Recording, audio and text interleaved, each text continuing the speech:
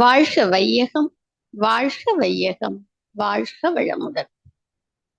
தியானமே யோகம், யோகமே ஞானம்.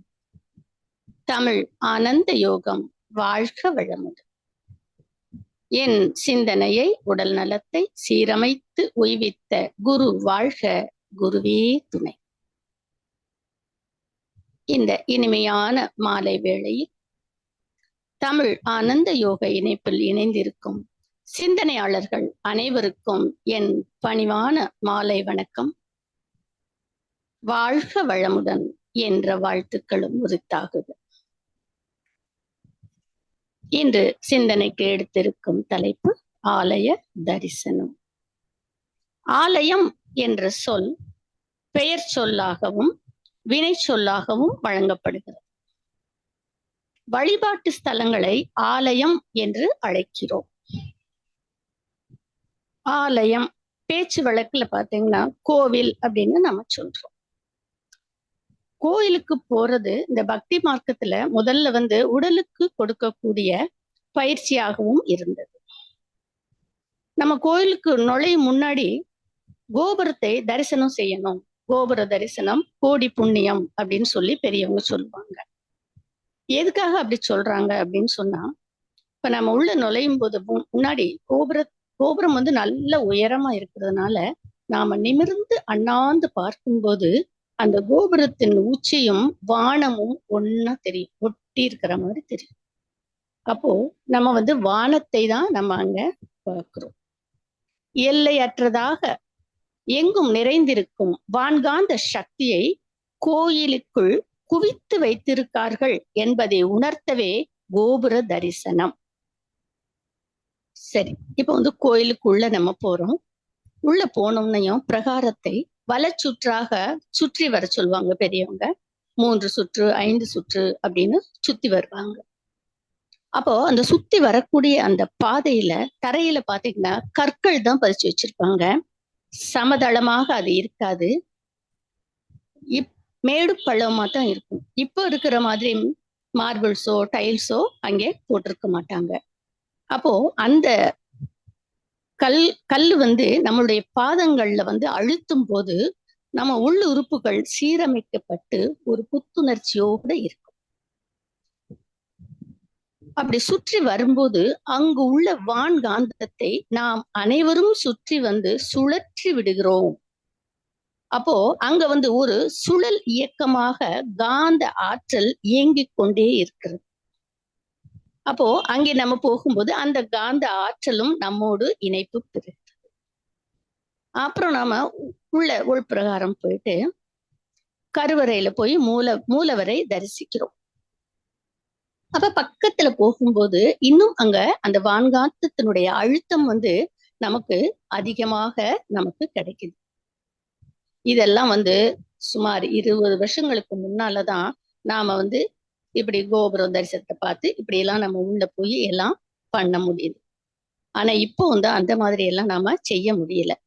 இப்போ மீனாட்சி அம்மன் கோயிலுக்கு நீங்க போறீங்கன்னு சொன்னா அந்த செப்பல் ஸ்டாண்ட்ல போய் செப்பலை கழட்டிட்டு அப்படியே நம்ம என்ன செய்யணும், வரிசையில போய் நின்றோம். அது 2 பக்கமும் கம்பி போட்டு நம்மள இந்த பக்கம் அந்த பக்கம் நடக்குது, இது அசைய கூட விடாம அந்த கம்பிக்கு நடுவுலயே நடந்து போகணும் போயிட்டே இருக்கணும். குறைஞ்சது 1 மணில இருந்து 2 மணி நேரமாவது நம்ம போற மாதிரி இருக்கும். சரி, அப்படியே கோயிலுக்கு உள்ள நம்ம போயிட்டோம். அப்போ அந்த வெளிப்பிரகாரத்தையும் நம்ம சுத்தி தான் உள்ள போற மாதிரி இருக்கும். அப்படி சுற்றி போகும்போது நம்ம சைட்ல பார்த்தோம்னா சிவன் கோயில பார்த்தோம்னு சொன்னீங்கன்னா இந்த நாயன்மார்கள்லாம் வரிசையா வச்சிருப்பாங்க. 64 நாயன்மார்களையும் வச்சிருப்பாங்க. பாவம் அவங்களையெல்லாம் அந்த ஒரு நல்ல கம்பி எல்லாம் கட்டி அது அப்படியே ஜெயிலுக்குள்ள இருக்கிற மாதிரி அந்த நாயன்மார்கள் எல்லாத்தையும் வச்சிருப்பாங்க. பெருமாள் கோயில்கள் ஆழ்வார்களை அந்த மாதிரி வச்சிருப்பாங்க. நாமளும் இந்த வரிசையில முடிஞ்சு அந்த மூலவரை தரிசிக்க போகும்போது பாத்தீங்கன்னா அப்படியே அந்த கம்பிக்கு இடையில தெரியுதா, தரிசனம் தெரியுதா அப்படி சொல்லிட்டு நம்ம அந்த கேப்ல தான் பார்த்துட்டே உள்ள போற மாதிரி இருக்கும். அப்புறம் இந்த நவகிரகங்களையும் பாத்தீங்கன்னா முன்னாடி எல்லாம் ஓப்பனா அப்படி வச்சிருப்பாங்க. நாம போய் அந்த நம்ம கொண்டு போற அந்த விளக்கு, கலர், துணி எல்லாத்தையும், பூக்கள் எல்லாத்தையும் வைக்கலாம். இப்போ அவங்களையும் பாவம் ஜெயிலுக்குள்ள தள்ளி பூட்டி வச்சுட்டாங்க. விளக்கு போடுறவங்க கூட கொஞ்சம் தள்ளி ஒரு பெரிய பிளேட் வச்சிருக்காங்க. அதுல போய் தான் போட்டுட்டு நாம வந்துரும். இப்போ அப்படியே நம்ம கஷ்டப்பட்டு உள்ள போய் மூலவர தரிசனம் பக்கத்துல போன உடனே என்ன பண்ணுவாங்க, 2 செகண்ட் கூட நம்மள நிக்க விட மாட்டாங்க. தள்ளி விட்டு போங்க போங்க, போதும் போதும், கூட்டம் நிறைய இருக்கு, அடுத்தவங்க பார்க்கணும்னு சொல்லிட்டு நம்மள என்ன பண்ணிடுவாங்க, தள்ளி வெளியில அனுப்பிச்சிருவாங்க. இப்போ எல்லையற்றதாக எங்கும் நீக்கமர நிறைந்துள்ள அந்த இறைநிலையை அந்த கம்பிகளுக்கு இடையில போய் நாம தரிசனம் செய்வதை விட்டுவிட்டு நமக்குள்ளாகவே நாம் தரிசிக்கலாம். கால் கடுக்க நிக்காம, காசு செலவு பண்ணாம, அரையங்குறைமா அவசர தரிசனம் இல்லாம நல்ல ஒரு திவ்ய தரிசனம் செய்யலாம். வாங்க எப்படி செய்யலாம்னு சொல்லிட்டு இந்த ஆலய தரிசனம் தலைப்பில் நாம சிந்திக்க இருக்கிறோம். ஆ என்றால் ஆன்மா. லயப்படுதல் என்பது வினை சொல்லாகிறது. ஆன்மா எதில் லயமாக வேண்டும், ஏன் லயமாக வேண்டும்? ஆன்மா ஜீவான்மா, பரமான்மா என்று 2 நிலையில் உள்ளது. மனிதர்களுக்குள் இருப்பது ஜீவான்மா, அது மனமாக இயங்கிக் கொண்டிருக்கிறது. பரமான்மா என்பது அறிவின் முழுமையான இறைநிலை, அதாவது அறிவின் முழுமை. மனம் அறிவில் நிலைக்கு செய்யும் செயல் ஆலயம் ஆகும். ஜீவாத்மா பரமாத்மாவில் ஏன் லயிக்கணும்? ஏன்னா அப்பொழுதுதான் மனம் மகிழ்ச்சியாகவும் அதில் நிலைக்கவும் இயலும். மனம் பிளஸ் இதம், இதமான மனதை பெற்றவனே மனிதன் எனப்படுவான். அவன் உணர்ச்சி வயப்பட்ட நிலையில இருந்து செய்யும் செயலுக்கு ஏற்ற விளைவாக இன்பம் துன்பம் அப்படின்ற 2 உணர்வுகளைத்தான் அவன் மாறி மாறி பெற முடியும். அதற்கு அடுத்த நிலையான மேல்நிலையான அமைதி, பேரின்பம், இந்த 2ல ஒன்றை அவன் அடையணும் அப்படின்னு சொன்னா அவனுக்கு அவன் நல்ல செயல்களை செய்யும் பொழுது மட்டுமே அவனுக்கு அது கிடைக்கும். நாம் செய்யும் செயல்களுள் நற்செயல், தீய செயல் என்பதை பிரித்து பார்ப்பதற்கு நல்ல அறிவு வேண்டும். அறிவு எல்லாருக்கும் தான் இருக்கு, ஆனா அதுல நல்ல அறிவு வேண்டும் அப்படின்னு சொல்றாங்க. அறிவு என்றாலே பிற உயிர்களின் உணர்வுகளை உணர்ந்து கொள்ளுதலே ஆகும். மகரிஷி கூட சொல்லுவாங்க, பிறர் விருப்பம் தேவையை கூர்ந்து உணர்ந்து தன் விருப்பம் பயன்படுத்துதல் அறம் என்றும் அறிவு என்றும் அன்பு என்றும் கொள்வோம் அப்படின்னு மகரிஷி அவர்கள் சொல்லி இருக்கிறாங்க. இப்போ தீய செயல் என்பது துன்பம் தரக்கூடியது, இது நமக்கெல்லாம் தெரியும். இப்போ மனம் போனபடி வாழ்பவர்கள்லாம் தீய செயலை கூட சரியானது போல அவங்களுக்கு தெரியும். எது சரி எது தப்பு என பிரித்து பார்க்கும் தகைமை அறிவு மேலோங்கியவர்களுக்கு மட்டுமே அது அமையும். அதுதான் அறிவு மேலோங்கி இருக்க வேண்டும். அப்போ மகிழ்ச்சியா இன்பமா வாழ்வதற்கு அறிவுதான் மேலோங்கி இருக்க வேண்டும். அதாவது மனம் அடங்கிய நிலையில் இருக்க வேண்டும். மனதின் அலை நீளம் குறைந்து அமைதி நிலையில் இருக்க வேண்டும். அப்பொழுதுதான் நாம் சரியான முடிவு எடுத்து அதன் வழியில் நடக்க முடியும். இது நல்ல விளைவுகளை கொடுக்கக்கூடியது. நல்ல செயல் என பார்த்து விட்ட பின்புதான் நல்ல செயல்களை செய்வதற்குரிய ஆற்றல் வேணும். இது தெரிஞ்சிச்சு, நல்ல செயல் தான் அப்படின்னு நமக்கு தெரிஞ்சாலும் அது செய்யறதுக்கு நம்மளுக்கு என்ன வேணும்னா ஆற்றல் வேண்டும். அதுதான் வில் பவர் நமக்கு வேணும். இப்போ உதாரணமா பாத்தீங்கன்னா, ஏர்லி மார்னிங் எழுந்திருக்கணும், நமக்கு உடற்பயிற்சி செய்யணும், நோயற்ற வாழ்வு வாழலாம். காயகல்பம் செஞ்சோம், உயிரை வளப்படுத்தி கொள்ளலாம். தியானம் செய்தால் மனதை வளப்படுத்தி மேன்மை அடையலாம்.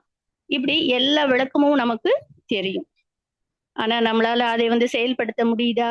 அதுபடிக்கு நம்மளால நடக்க முடியல. பல நேரங்களை நாம் அதை தவற விட்டுடுறோம். சில பேருக்கு பாத்தீங்கன்னா ஏர்லி மார்னிங்னாலே என்னன்னு தெரியாது. ஏர்லி மார்னிங் எந்திரிச்சாதானே இதெல்லாம் பண்றதுக்கு. பல பேருக்கு வேலை நாட்கள்ல 7 மணிக்கு மேலதான் அவங்களுக்கு விடியுது. விடுமுறை நாட்கள்லயோ கேட்கவே வேண்டாம். 8, 9, 10 அப்படின்னு போயிட்டே இருக்கு. அப்படி பழக்கி வச்சிருக்கிறாங்க. அப்போ நாம் பழகிக் கொண்டுள்ள தீய பழக்கத்தை விட நினைத்தால் கூட நம்மால் விட முடிவதில்லை. நல்ல செயல்களை தொடர்ந்து செய்வதற்கும் தீய செயல்களை செய்யாமல் இருப்பதற்கும் போதிய மன வலிமை, அதாவது வில் பவர் வேண்டும். சிலருக்கு இயல்பாக அத்தகைய மன வலிமை இருக்கும். இயல்பாக அத்தகைய மன வலிமை இல்லாதவர்கள் மனோசக்தியை பெருக்கிக் கொள்ள வேண்டும். எப்படி அப்படின்னா, இப்ப பாருங்க, நம்ம வீட்டுல ஒரு திடீர்னு ஒரு செலவு வந்துருச்சு. பிள்ளைங்களுக்கு ஒரு காலேஜுக்கு ஒரு எக்ஸ்ட்ரா பணம் கேட்டுட்டாங்களோ, அல்லது திருமணம் கூடி வந்துருச்சு. நம்ம சேமிச்சு வச்சிருக்க பணம் இன்னும் 1 வருஷம் 2 வருஷம் கழிச்சுதான் நமக்கு அது கிடைக்கும். திருமணம் செய்யலாம்னு நம்ம பிளான் பண்ணி வச்சிருப்போம். ஆனா இப்போ உடனே நமக்கு வந்து திருமணம் செய்யக்கூடிய ஒரு சூழல் வந்துருச்சு அப்படின்னு சொன்னா, நம்ம பண தேவைக்கு என்ன பண்ணுவோம்னா கடன் வாங்குவோம் இல்லையா? அப்போ அந்த கடன் வந்து யார்கிட்ட வாங்குறோம்? யார்கிட்ட அதிகமாக இருக்கோ அங்கிருந்து வாங்குவோம். ஒண்ணு பேங்க், இல்லைன்னா சேட்டு கடையில வாங்குறோம். அதே போல மனோசக்தியை பெறுவதற்கு எங்கே சக்தி அதிகமாக இருக்கிறதோ அங்கிருந்து நம்ம எப்படி பெறலாம் அப்படின்னு தெரிஞ்சு பெற வேண்டும்.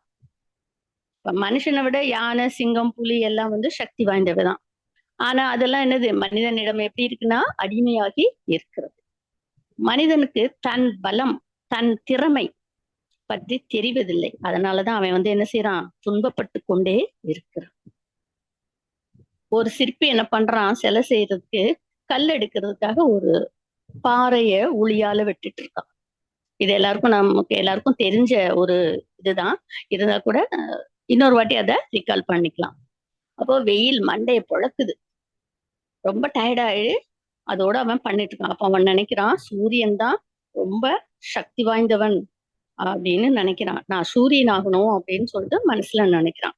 கொஞ்ச நேரத்துல பாத்தீங்கன்னா அவன் வந்து அப்படியே சூரியனா மாறிட்டான். கொஞ்ச நேரத்துல என்ன ஆகுதுன்னா, மேகம் நிறைய மேகமா கூடி அந்த சூரியனையே மறைச்சிருது. அப்ப அவன் நினைக்கிறான், சூரியனையே மறைக்கிற அளவுக்கு மேகம்தான் சக்தி வாய்ந்தது போல. அப்ப நம்ம வந்து மேகம் ஆயிரணும்னு நினைக்கிறான். உடனே அவன் மேகம் ஆயிட்டான். இன்னும் கொஞ்ச நேரத்துல காற்று பலமா வீசி மேகத்தை தள்ளி விட்டுருது. அப்போ காற்றுதான் சக்தி வாய்ந்தது அப்படின்னு நினைச்சுட்டான். நம்ம காற்றாயிரணும்னு நினைக்கிறான். காற்றாக மாறிட்டான். காத்து ரொம்ப பலமா வீசி பாறையை போய் தாக்குது. பாறை வந்து எவ்வளவு பலமா காத்து வீசினாலும் அது ஒரு பாதிப்பும் இல்லாம அசையாம அப்படியே இருக்கு. அப்போ பாறைதான் சக்தி வாய்ந்தது அப்படின்னு அவன் நினைக்கிறான். அப்படிப்பட்ட அந்த சக்தி வாய்ந்த பாறையே ஒரு மனுஷன் என்ன பண்றான்னா, ஒரு சின்ன உளிய வச்சு உடைச்சிட்டு இருக்கிறதா அகக்காட்சியாக அவன் பாக்குறான். அப்பதான் அவனுக்கு உண்மை புரியுது, அவன் இவன் தான்னு. அப்பதான் அவனுக்கே தெரியுது, இவன் அத்தனையும் அறிவும் ஆற்றலும் மிக்கவன் மனிதனே என்று. அப்ப அவன் புரிஞ்சிட்டு சுயநிலையை அவன் அடைகிறான். கோடிக்கணக்கான மனிதர்களும் மற்ற உயிரினங்களும் வாழும் பூமி மிக பெரியது. பூமியை விட பெரிய கோள்களிலேயே பெரிய சூரியன்கள், கோடிக்கணக்கான நட்சத்திரங்களும் கோள்களையும் தாங்கிக் கொண்டுள்ள சுத்த வெளியே வலிமையானது. இப்பொழுது எது சர்வ வல்லமை பொருந்தியது அப்படின்னு நமக்கு தெரிஞ்சிருச்சு. இப்போ அதிலிருந்து நாம எப்படி சக்தியை பெறுவது, எது சர்வ வல்லமை பொருந்தியது அப்படின்னு நம்ம தெரிஞ்சிட்ட பிறகு அதுல இருந்து எப்படி சக்தியை பெறுவது அப்படின்றத நாம தெரிஞ்சுக்க போறோம். மனிதனுடைய சிறப்பு என்னன்னா, அது எதை நினைக்கிறதோ அதுவாகவே மாறக்கூடிய தன்மை உடையது. உதாரணமா பாத்தீங்கன்னா, உடலை பலப்படுத்துறதுக்கு இந்த உடற்பயிற்சி நிலையத்துக்கு போனோம்னா அங்க பாத்தீங்கன்னா ஒரு பெரிய கண்ணாடியும் பக்கத்திலேயும் முறுக்கேறிய தசைகள், கட்டுக்கட்டா தசை வச்சு 6 பேக்ஸ் 7 பேக்ஸ் எல்லாம் வச்ச மாதிரி பலம் பொருத்திய உருவ படங்களை வச்சிருப்பாங்க.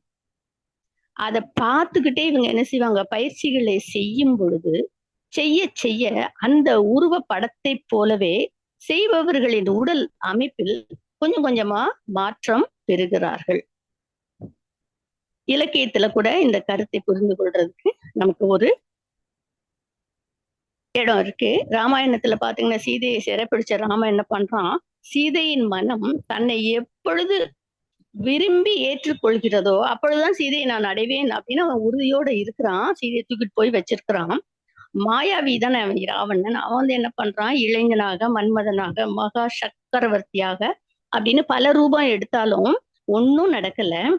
அவன் சகோதரி சூர்பனகை வந்து அவன்கிட்ட வந்து ஒரு உபாயம் சொல்றா, நீ ஸ்ரீராம வேடம் எடுத்துட்டு போ அப்படி சொல்றா. அப்ப ஸ்ரீராமன் வேடம் எடுத்தா ராமனின் தன்மையான பிறன்மறை நோக்கா குணமும் எனக்கு வந்து விடுகிறது அப்படின்னு அவன் சொல்லிடுறான். அப்போ எதை நினைக்கிறோமோ அதையாக மாறக்கூடிய தன்மை இந்த மனதிற்கு இருக்கிறது. அவ்வளவு ஏன் இப்ப நாம சினிமா, டிவி, சீரியல்ஸ் எல்லாம் பார்க்கிறோம். அப்ப பாத்தீங்கன்னா சோக காட்சி வந்தோடனே நம்ம அழுகுறோம். காமெடி சீன்ஸ் வந்துச்சுன்னா சிரிக்கிறோம். மற்ற டூயட் சாங் அந்த மாதிரி எல்லாம் வரும்போது ஹாப்பியா நம்ம வந்து அதோட சேர்ந்து என்ஜாய் பண்றோம். அப்ப மனம் வந்து அதுவாகவே மாறக்கூடிய தன்மையாக இருக்கிறது. அப்போ பாவனை ஒன்றே போதும் பரமனை அடைவதற்கு அப்படின்ற அந்த முதுமொழிக்கு இணங்க முதலில் நாம் வந்து பாவனையாக பயிற்சி செய்தாலும் பின் சுத்த வெளியோடு மனதை லயப்படுத்தும் பொழுது சுத்த வெளியிலிருந்து சக்தி மட்டுமின்றி அதன் தன்மைகளான அன்பும் கருணையும் அறிவும் சேர்ந்துதான் வருகிறது அப்படின்றத நாம உணர்கிறோம். அப்படி அந்த சுத்த வெளியோடு இணைந்து அவ்வாறு பெற்ற அன்பும் கருணையும் அறிவை கொண்டு நல்லது எது தீயது எது என்று தெரிஞ்சுக்கலாம். அதிலிருந்து பெற்ற ஆற்றலை கொண்டு, அதாவது அந்த வில் பவரை கொண்டு நல்ல காரியத்தை தொடர்ந்து செய்ய போதிய வலு நமக்கு கிடைச்சிருது. அதாவது பரம்பொருளிலிருந்து ஜீவாத்மா பெற்ற அன்பிலிருந்து பிறருக்கு துன்பம் அளிக்காத தன்மையும் பெற்ற கருணையிலிருந்து பிறர் துன்பத்தை போக்கியும் தகைமையுடன் மனிதனாகிவிட்டால் கிடைக்கும் அமைதியுடன் வாழலாம். அந்த அமைதியை நீட்டித்துக் கொள்ளும் அளவிற்கு தன் வாழ்வியலை இயல்பானதாக மாற்றிக்கொள்ளும் போது நிறைவான மனத்துடன் தெய்வமாக மாறிய பொழுதுதான் ஆனந்த யோகம். அப்ப அடைவதுதான் ஆனந்த யோகம். இந்த ஆனந்த யோகத்தை அடையவே தமிழ் ஆனந்த யோகம் செயல்பட்டு கொண்டிருக்கிறது. அப்படிப்பட்ட பரமாத்மா எவ்வாறு இருக்கிறது, அதை எப்படி நினைத்து லயமாவது, இதெல்லாம் நமக்கு ஒரு சந்தேகம்தான். கோயிலை நம்ம பார்த்திருக்கிறோம், சர்ச்சை பார்த்திருக்கிறோம், மசூதியை பார்த்திருக்கிறோம். ஆனால் இதுவரை பார்த்திராத இறைவனை எப்படி பார்ப்பது? கோயில்ல பார்த்தா ஆயிரக்கணக்கான ரூப நாமங்களுடன் தெய்வங்கள் இல்லையா, 1000 சகஸ்ர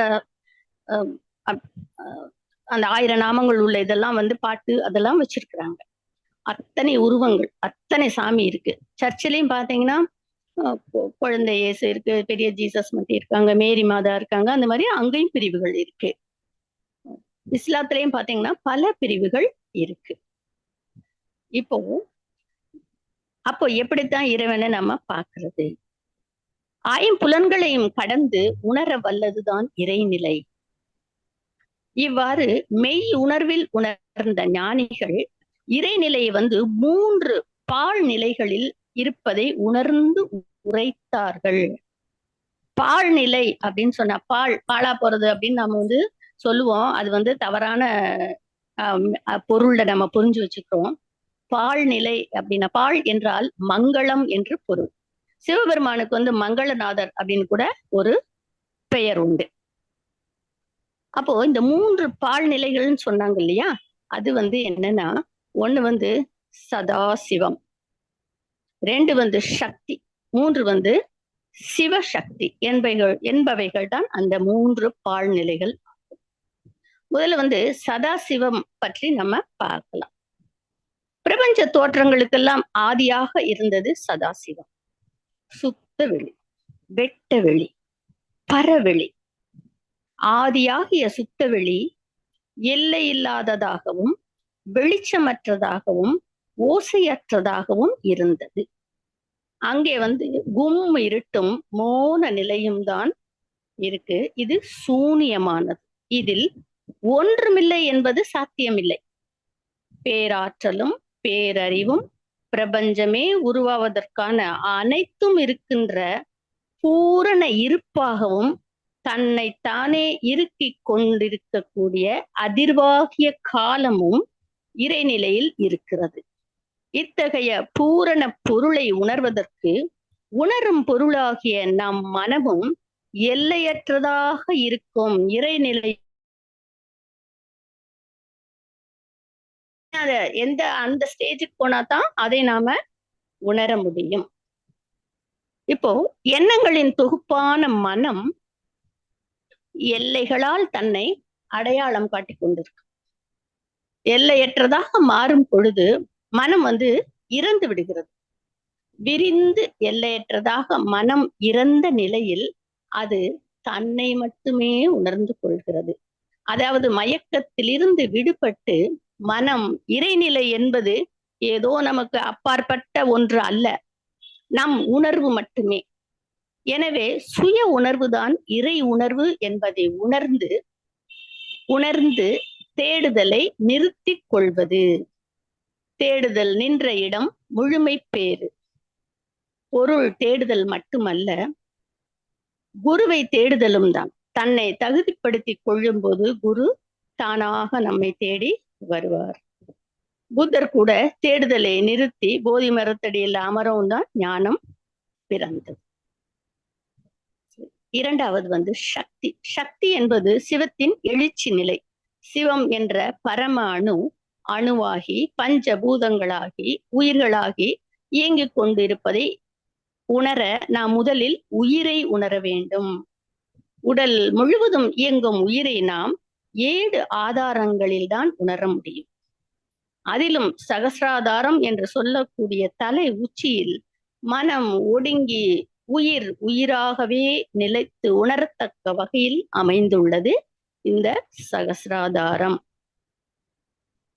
மூன்றாவதாக சிவசக்தியை உணரலாம். சிவம் சக்தி என்பது வெளி பரமாணுவே. சிவம் சக்தி சேர்க்கையே 5 பூதங்கள். சிவம் சக்தி கூட்டுதான் சிறந்த பேரண்டம். சிவம் சக்தி சிறப்புதான் சீவ கோடிகளாகும்.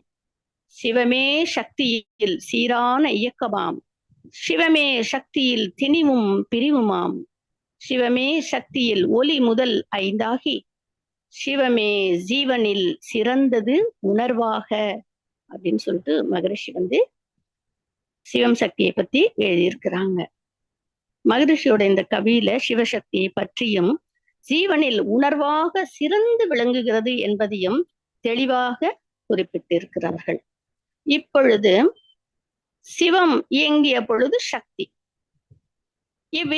இயக்கத்தின் விளைவாக வருவது காந்தமாகிய சிவசக்தி.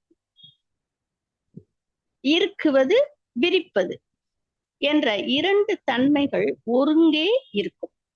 ஜீவகாந்தத்தை வான்காந்தத்தோடு இணைத்து 7 ஆதாரங்களில் உணர ஆரம்பித்த பின்னர் உடல் முழுவதும் நாம் உணர்கிறோம். உடலில் ஒவ்வொரு உறுப்புகளிலும் ஒவ்வொரு செல்களிலும் வான்காந்தம் நிறைந்து காந்த உடல் பரு உடலை தாண்டி விரிந்து நின்று வான்காந்தம் சக்திகளம் கடந்து இறைவெளியோடு இணைப்பு பெறுகிறது. அந்த நிலையில் நாம் பெறும் உணர்வு ஆனந்தம். இவ்வுணர்வே நித்யானந்தம். இதுவே அர்த்தநாரி. மறைப்பொருள் விளக்கம் என்ற கவியில் மகரிஷி அவர்கள் காந்தம் சிவசக்தியாம், அர்த்தநாரியாம். காந்தம் அதன் உட்பொருளே கடவுள், வேதம், மறைப்பொருள் என்கிறார்கள். இறைவெளியோடு இணைப்பு பெற்று நாம் அடைந்த ஆனந்த நிலையிலிருந்து பருவுடல் உணர்வுக்கு இறை சக்தி நிரம்பிய பருவுடலை அகக்காட்சியாக நாம் காண்பதே சுய தரிசனம். அதுவே ஆலய தரிசனம். இங்கே ஆலயம் என்பது நம் ஊன் உடம்பு ஆகிறது. உள்ளம் பெருங்கோவில் ஊனுடம்பு ஆலயம். வள்ளல் பிரானார்க்கு வாய் கோபுர வாசல், தெள்ள தெளிந்தார்க்கு சீவன் சிவலிங்கம், கள்ள புலனைந்தும் காளா மணிவிளக்கே என்ற மந்திரத்தில் என்ற மந்திரத்துல வந்து உள்ளம் என்பதை உள் பிளஸ் அம் என்று பிரித்தால் உள்ளே இருக்கக்கூடிய அம் என்பது மெய்ப்பொருள், இறைத்துகள், பரமாத்மா என்பதாகும். கோவில் என்பது நம்முள் இருக்கும் ஆன்மா. லயப்படுத்த வழிபாட்டு தலம், நம்முள் இருக்கக்கூடிய ஆன்மாவை லயப்படுத்தக்கூடிய வழிபாட்டு தலம். கோ என்றால் அரசு, ஆட்சி, அறிவு அப்படின்லாம் நமக்கு தெரியும். இல் என்றால் இருக்கும் இடம், அறிவாகிய தெய்வம் இருக்கும் இடம் இந்த ஊனுடம்பு, அதுவே ஆலயம். ஆலயம் என்ற தலைப்பில் வந்து மகரிஷி இன்னொரு கவி எழுதியிருக்கிறாங்க.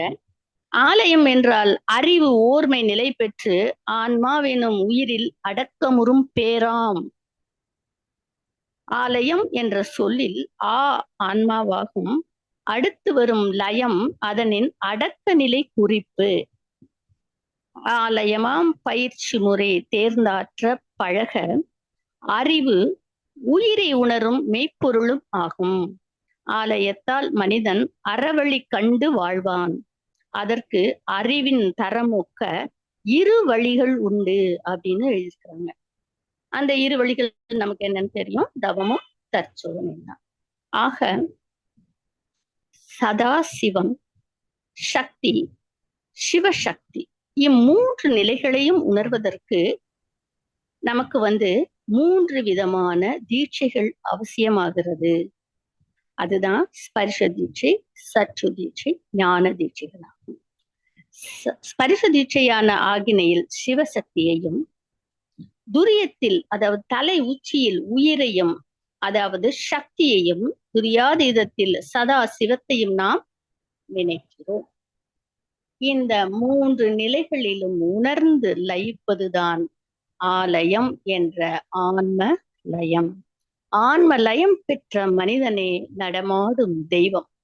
நடமாடும் உயிர்களுக்கு துன்பம் செய்யாமலும் துன்பப்படுவோர்க்கு நம்மால் முடிந்த உதவிகளை செய்து துன்பத்தை போக்கி வாழ்வோம் என்று கூறி இந்த சிந்தனையை நிறைவு செய்கிறேன். நிறைகள் எல்லாம் என்னை வழிநடத்திய என் குருவான நன்மணி ஐயாவை அவர்களையே சேரும். அவர்களுக்கு நன்றி. குறைகள் இருப்பின் நான் என்னை திருத்திக் கொள்கிறேன்.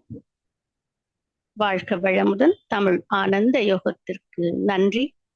தமிழ் ஆனந்த யோகம் வாழ்க வளமுடன். வாழ்க வளமுடன்.